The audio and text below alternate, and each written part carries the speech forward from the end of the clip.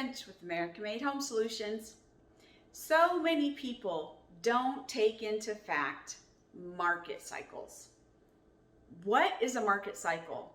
A market cycle simply refers to, it could be any market, okay? So it could be real estate market, it could be a sales market, it could be consumer spending market, right? Any market. A market cycle simply means it's referring to the high season, the low season, and everything in between, and it's historical data to determine what it looks like. So oftentimes, market cycles can be predicted if you have enough data and you can follow it and track it. You'll find, which is oftentimes how they learn the best time to market a particular product, or the best time, like in real estate, you've heard, oh, the spring, summer is the best selling season because people move to get their kids located and settled before school starts.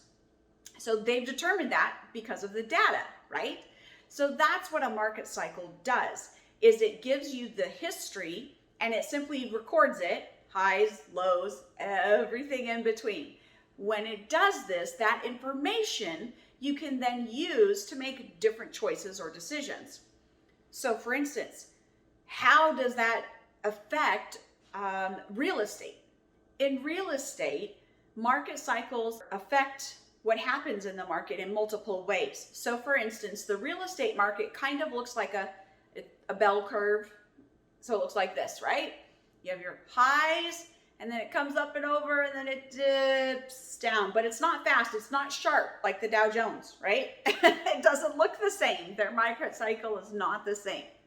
So with that, in a real estate market, for instance, how does that benefit, or what knowledge, having that knowledge, how does it benefit anybody in that particular market? So one example is, obviously, if you know families like to be moved and settled before the school year, and schools typically start in end of August, first part of September, then you would know that a family-sized home, the peak season, that top of that market, right, is going to be right before then, so they can get moved in and settled.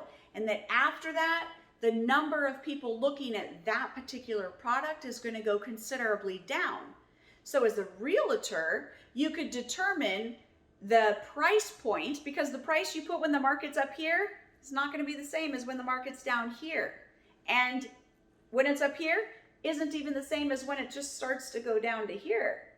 It does make a difference. So if you price it at the wrong price, you're going to have a property that's going to sit there for a very long time because you missed your peak season.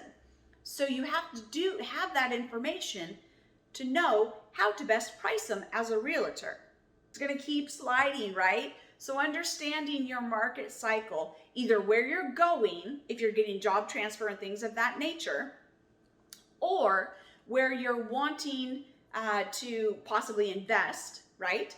If you, for instance, I always say invest where you make sense, live where you want to, okay? So if it makes sense for you to maybe pick up some investment properties where near family, so that every time you go see your family, it's a write-off, well, that's a good thing, right?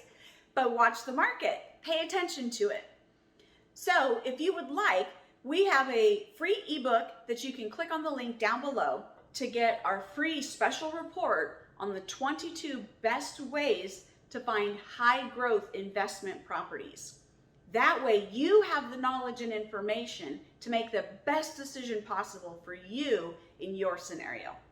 Until next time, happy financial futures. Looking forward to 2021, hoping we can all make it better together and continue to grow out of this crazy 2020 into a much better 2021.